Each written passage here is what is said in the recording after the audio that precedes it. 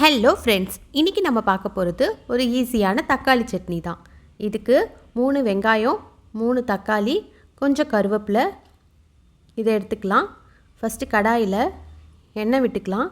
நான் இப்போ நல்லெண்ணெய் விடுறேன். நீங்கள் சன்ஃப்ளவர் ஆயிலும் விட்டுக்கலாம், வேறு கடலை எண்ணெய் வேணாலும் விட்டுக்கலாம். அதுக்கப்புறம் இதில் 2 டேபிள் ஸ்பூன் கடலைப்பருப்பு,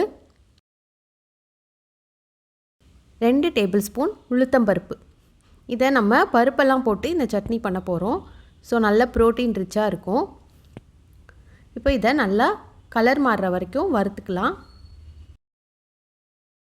அதுக்கப்புறம் இதில் நான் காஞ்ச மிளகா போடுறேன். நான் 9 காஞ்ச மிளகா போடுறேன். இது காரம் கம்மியாக இருக்கிறதுனால நான் போடுறேன். காரம் ஜாஸ்தியாக இருந்தால் கம்மியாக போட்டுக்கோங்க. அதுக்கப்புறம் இதில் கருவேப்பிலை ஆட் பண்ணிக்கலாம். இப்போ நம்ம நறுக்கி வச்சுருக்க வெங்காயத்தை ஆட் பண்ணி வதக்கிக்கலாம்.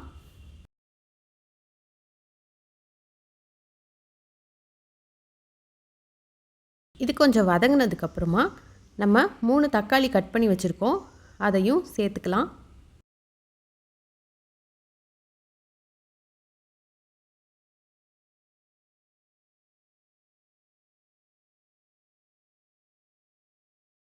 இப்போது தேவையான அளவு உப்பு சேர்த்து நல்லா வதக்கிக்கலாம். உப்பு போட்டோன்னே தக்காளி கொஞ்சம் ஈஸியாக மசிஞ்சிரும், அதனால் உப்பை இப்போயே சேர்த்துக்கலாம். இது ஒரு 2 நிமிஷம் வதங்கட்டும். நல்லா வதங்கினதுக்கப்புறமா இந்த ஸ்டேஜில் வந்ததுக்கப்புறம் நம்ம அடுப்பை ஆஃப் பண்ணிவிட்டு கிரைண்ட் பண்ணி எடுக்கணும். இப்போ ஆஃப் பண்ணிடலாம். இப்போ ஆற வச்சாச்சு. ஆற வச்சுட்டு நல்லா ஆறுனதுக்கப்புறமா மிக்ஸி ஜாரில் ஆட் பண்ணி அரைச்சி எடுக்கணும்.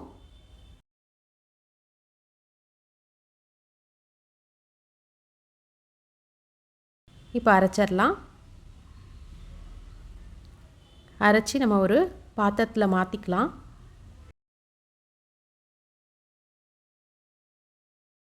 இப்போ நம்ம சட்னியை தாளித்து எடுத்துக்கலாம். தாளிக்கிறதுக்கு ஒரு தாளிக்கிற கரண்டியில் 1 டீஸ்பூன் எண்ணெய் விட்டுக்கலாம். உளுத்தம்பருப்பு 2 டீஸ்பூன் போட்டுக்கலாம்.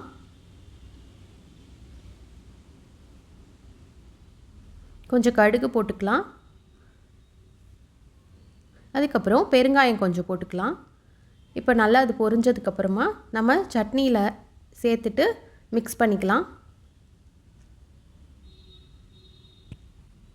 இப்போ நம்மளோட தக்காளி சட்னி ரெடி ஆயிடுச்சு. இது ரொம்ப குயிக்காக பண்ணிடலாம். ரொம்ப ஹெல்த்தியாகவும் இருக்கும், ரொம்ப டேஸ்ட்டாகவும் இருக்கும். ட்ரை பண்ணி பாருங்கள். தேங்க்ஸ் ஃபார் வாட்சிங்.